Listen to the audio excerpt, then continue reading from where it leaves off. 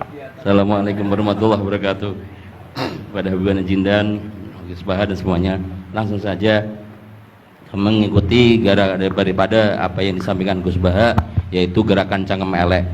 Alhamdulillah tempat kita di daerah Bogor khususnya bertempat yang berseberangan dengan beberapa faham yang macam-macam, dan itu mustajab gerakan Cangkem Elek untuk menghadapi mereka ngoten Gus. Terus kulot nggih nyuwun ijazah terus mewakili sedaya, dan yang kami kalih mumpung teng mriki kan ingkang didhawuhaken Gus Bawau fasilitas dinggo fasilitas nyuwun fasilitas ijazah ngrungokke tafsir Jalalain ingkang teng YouTube. Terus nyuwun ijazah ingkang kathah niki. Ambil jasa yang banyak, fasilitas dari apa yang jadi tadi disebutkan beliau, fasilitas, masyhad dan semuanya. Jadi kita memiliki cara fikir yang enteng, yang enak. Dan mumpung wonten ijazahipun, nggih kula suwun ngoten Gus Bang. Ngoten cekap semanten. Assalamualaikum warahmatullahi wabarakatuh.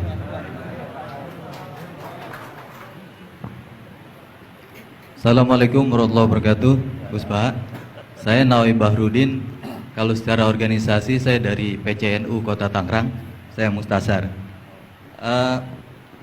Bersyukur sekali saya bisa berjumpa dengan Gus Baha dan Habib Jindan, yang beliau ini keduanya adalah idola saya. Kalau boleh ngaku, saya ini ngaku sebagai santri kalong virtual via YouTube Gus Baha dan Habib Jindan. Jadi apa namanya, sejak kecil saya ini dididik secara tradisi tasawuf yang agak sangat keras begitu ya. Kalau saya boleh cerita nih, ada ponakan saya nih Ustaz Samsuri, kami tuh keluarga besar kami tidak ada yang dulu miara TV Gus, televisi nggak ada, bunga bank juga susah gitu, musik itu haram, speaker ini juga haram nih dulu. Nah perkembangannya kemudian sampai semakin besar, ada idola-idola kami yang agak keras begitu melontarkan kritik kepada pemerintah, yang kemudian itu membuat saya galau gitu ya. Kenapa ulama-ulama kita bersikap terhadap pemerintah keras memberikan kritik? Nah, saya menemukan jawaban bertemu dengan Habib Jindan via YouTube tentunya dulu ya, walaupun saya kebetulan pernah juga silaturahim. Kemudian juga dengan Gus Baha, ini ada perspektif yang berbeda gitu ya, antara relasi ulama dengan umaro. Pendekatannya itu tidak yang kritik, yang bukan sekedar kritik tapi adalah menghujat. Nah ini saya temukan formula yang sangat menjawab kebutuhan saya pribadi, sehingga istri saya ini udah mulai cemburu sama Gus Baha karena saya terlalu sering nonton YouTube Gus Baha. Gitu. Nah yang kedua, soal sanad ya, salah satu bukti saya pernah dengar cerita Gus Baha, agama itu adalah bir riwayah, oleh karena itu perlu sanad.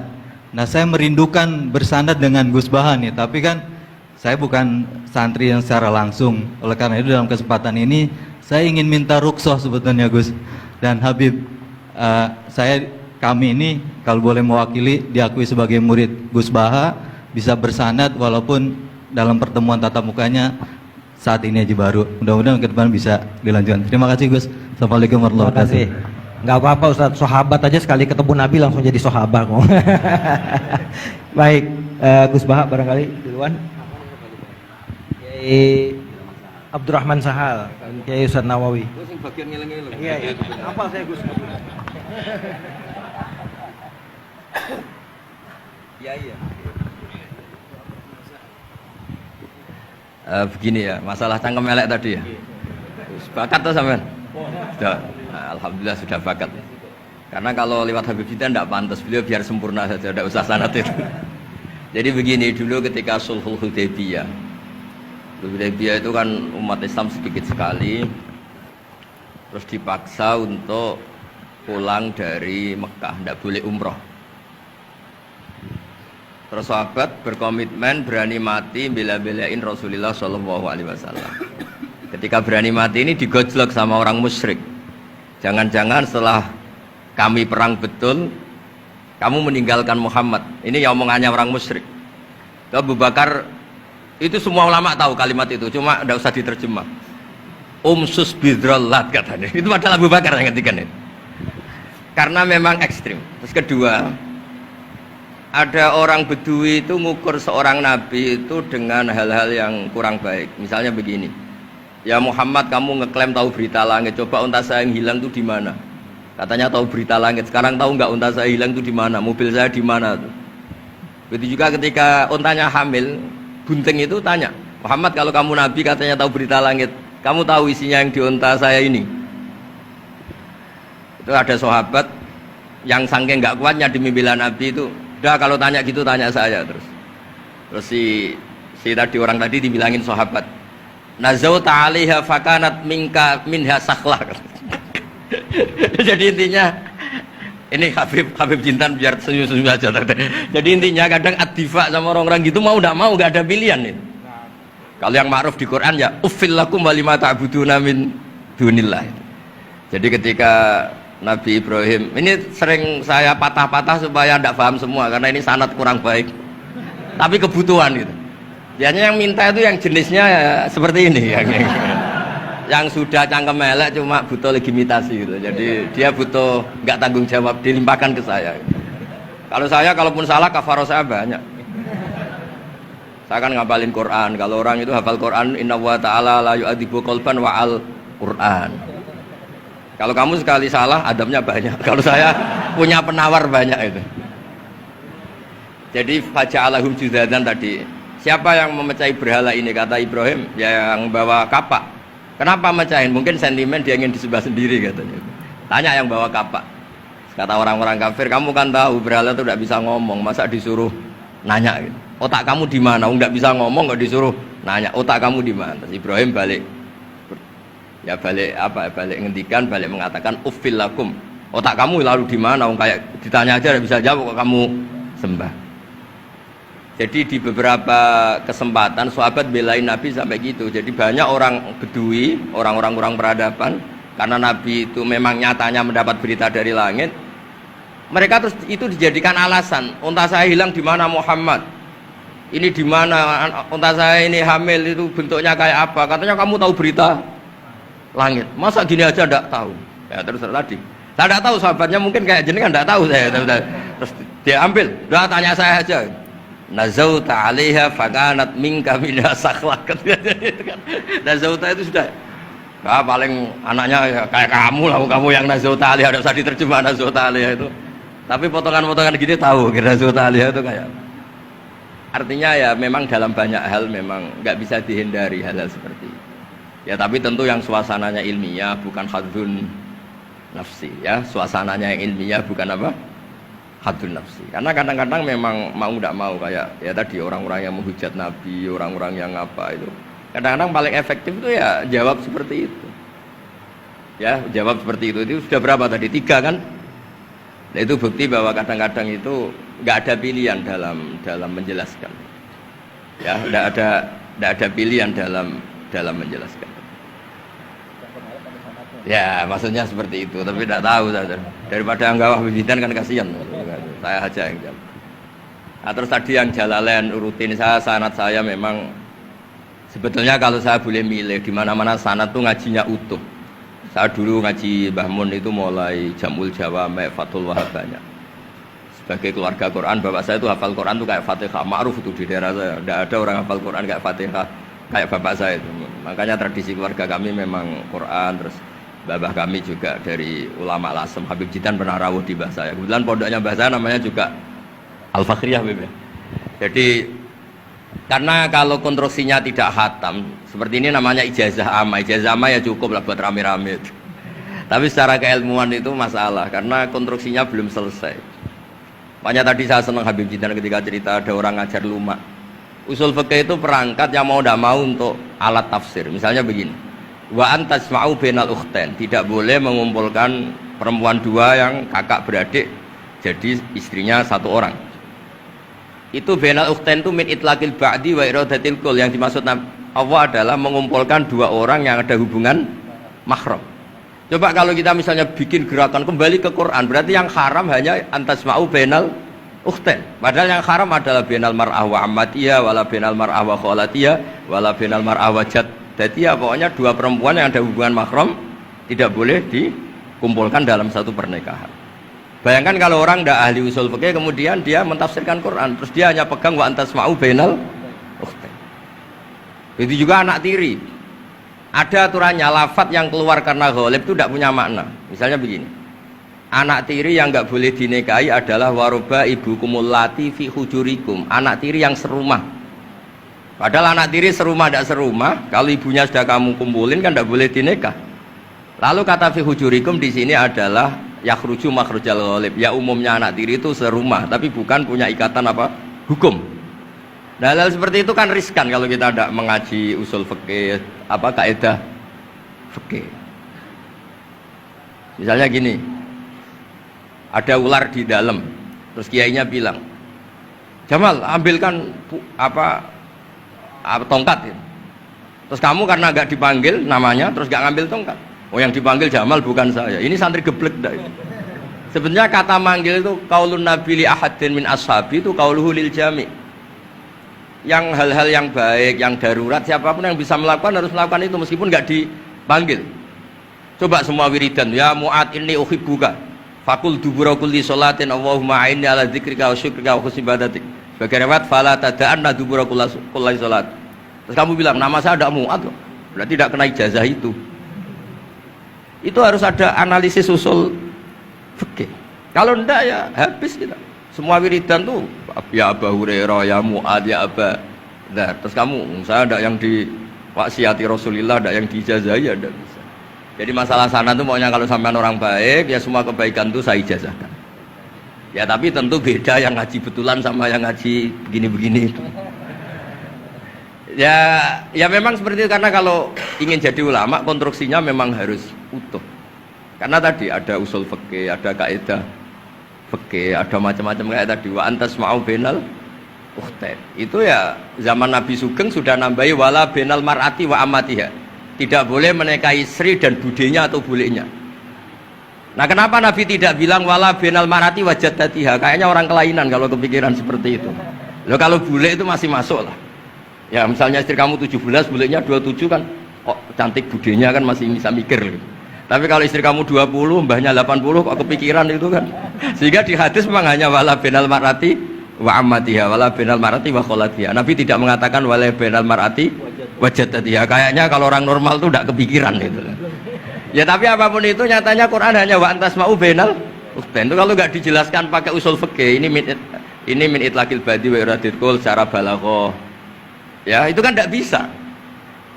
Nah, di sini pentingnya ngaji khatam. Makanya saya suka ngaji Jalalain dengan penjelasan fikih, penjelasan usul fikih, karena supaya orang tuh tahu lah bahwa maknani Quran tadi seperti yang didahulukan Habib Jindan itu.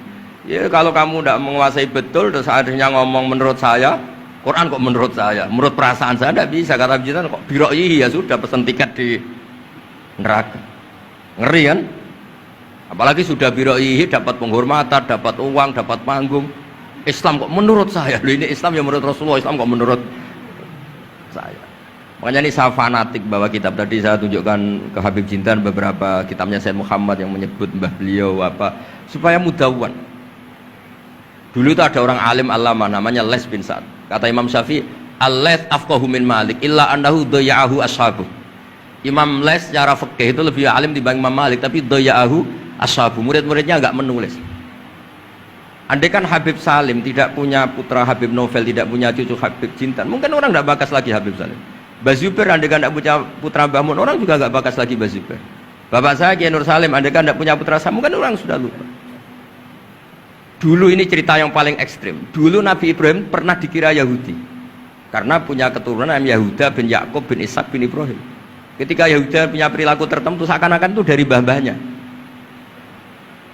Baru setelah Rasulullah SAW memaklumatkan ad-dinul hanif, ad-dinul Islam millatun hanifiyah, millata abikum Ibrahim.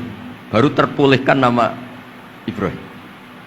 Makanya kalau dalam nasihat Arab itu kama takarrama bi Muhammadin adnan. Dulu orang tuh nggak tahu Adnan itu siapa, Qusay itu siapa, Kilab itu siapa. Gara-gara punya cucu yang bernama Rasulullah Muhammad SAW, Sayyidul Khalqi, orang nyari-nyari Abdullah itu siapa, Abdul Muthalib itu siapa, Hashim itu siapa. Akhirnya diketahui Sayyid Abdul itu orang yang ganteng, perilakunya baik. Abdul Muthalib itu orang yang pertama sering makan-makan, ngasih makan orang haji, gini-gini.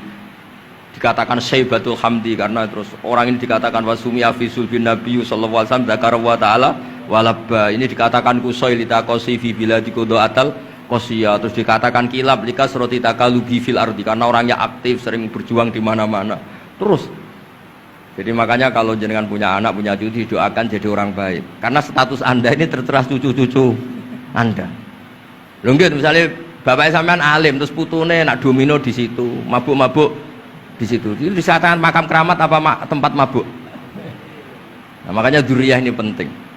Makanya ketika Allah memberi hadiah pada Rasulullah Muhammad SAW kepada semua nabi, itu disebut wa ja'alna dzurriyyatahu humul baqin. Ketika dikatakan kalimat tauhid juga wa ja'alaha kalimatam baqiyatan fi aqibi. Makanya ukuran orang baik itu ya anaknya, cucunya, apa-apanya. Karena ini yang meneruskan status kita. Ya jelas ya. Itu kalau anda ini ngaji khatam, konstruksi itu tahu. Tapi kalau tidak khatam, ya hanya modal qabilna terus. Ya tapi ya gak apa-apa daripada sama sekali. Malah yudroku kulluh, la yudroku kulluh. Nggih, kersane disambung Habib Jidat. Mau kersane kula ingin ikut dengarin dulu. Yang kemelek ada usah Habib Sadok aja Habib. Jenengan enggak patut yang itu. Yang sanad aja ya. Mboten sampun. Mboten sampun. Yang sanad ijazah amal. كما إن صحت لنا الإجازة كما أجازنا سيد الوالد الحبيب نوفل بن سالم بن أحمد بن جندان عن والده الحبيب سالم بن أحمد بن جندان عن شيوخه جميعا عن الوالد الحبيب نوفل عن جد الحبيب علي بن عبد الرحمن الحبشي وكذلك كما أجازنا الجد الحبيب محمد بن علي بن عبد الرحمن عن والده الحبيب علي بن عبد الرحمن الحبشي وكما أجازنا شيخنا ومربينا الإمام الحبيب عمر بن محمد بن سالم حفيظ عن شيوخه وكما أجازنا شيخنا الحبيب علي المشهور بن محمد بن سالم حفيظ وشيخنا السيد محمد بن علي بن عباس المالكي والحبيب عبد القادر بن أحمد السقاف والحبيب أبي بكر بن علي بن أبي بكر بن علي بن عبد الرحمن المشهور والحبيب زين بن إبراهيم والحبيب سالم بن عبد الله بن عمر الشاطري وأخيه الحبيب حسن جميع مشايخنا فبأسانيدهم إن صحت لنا الإجازة أجزناكم في تعلم والتعليم تذكر التذكير في الدعوة إلى الله تعالى وفي أذكار سادة بني علوي وفي كل ما يقربكم إلى الله إن صحت لنا الإجازة أجازناكم بذلك.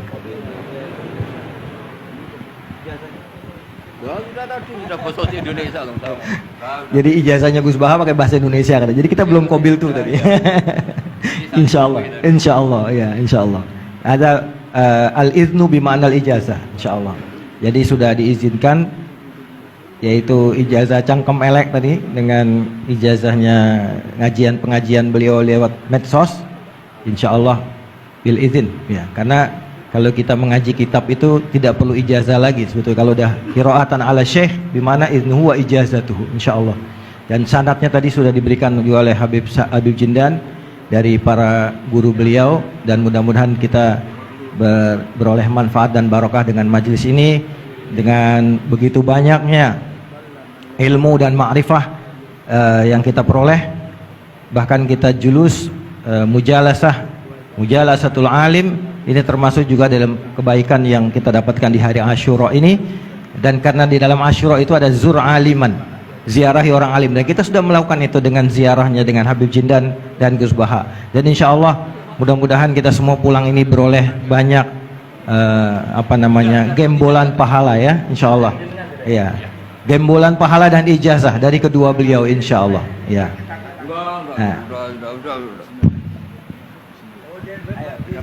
Ya, ajazatuhum kama ajazalana syekhuna wa syekhu syekhina Muhammad Zubair wa aslafuhu ila Rasulillah sallallahu alaihi wasallam.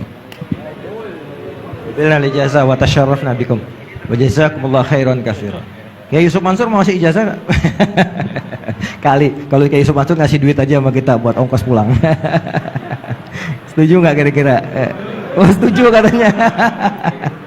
Baik, baik. Alhamdulillah majelis kita berjalan begitu lancar, mudah, tidak ada gangguan kendala dan semuanya pasti karena barokah para masyayikh kita, para ulama-ulama aslafun saleh yang telah meridhoi dan ridho dengan majelis kita ini. Kita doakan guru-guru kita yang ada di depan ini, beliau-beliau semoga selalu diberikan sehat, panjang umur dalam doa, dalam memberikan manfaat dan ilmunya kepada kita semua, dan menjadikan kita semua yang ada di majelis ini juga selalu menjadi tullabul ilm yang istiqomah, yang selalu meneruskan, insya Allah kita teruskan kepada generasi penerus kita, anak-anak cucu kita dalam tradisi keilmuan ahlu sunnah wal jamaah yang insya Allah akan selalu eksis di bumi Nusantara ini. Amin ya rabbal alamin. Saya sebagai moderator mohon maaf jika ada kalimat yang keliru dan salah.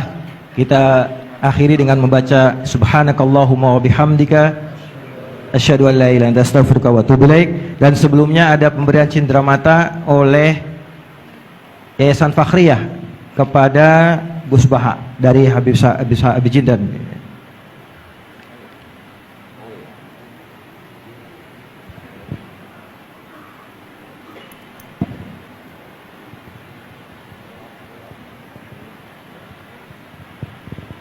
Sallu ala Nabi Muhammad. Kita senang dengan keberadaan beliau berdua ini, Masya Allah. Dan yang kedua dari Majelis Silaturahim diserahkan oleh Ustadz Mustafa Ismail. Fadhal, silakan.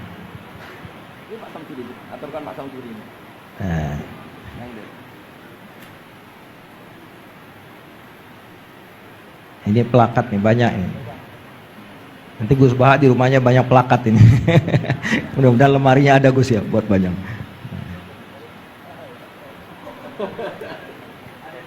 Buat Habib Jindan juga, dan buat Gus Baha. Baik.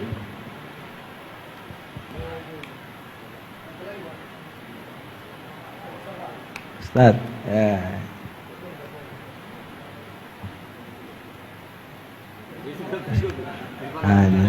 Saking girangnya sama Gus Baha sampai lupa plakatnya mesti kasih. Salaman duluan, plakatnya belum. Baik. Baik, alhamdulillah, alhamdulillah. Alhamdulillah kita tutup majelis kita, dan sekali lagi kami mohon maaf atas segala kesalahan dan kekurangan. Hadanallahu wa iyyakum ajmain. Kita setelah ini ada majelis rohah nanti dipandu oleh MC, dan saya sebagai moderator pamit diri dan alafumikum. Assalamualaikum warahmatullahi wabarakatuh.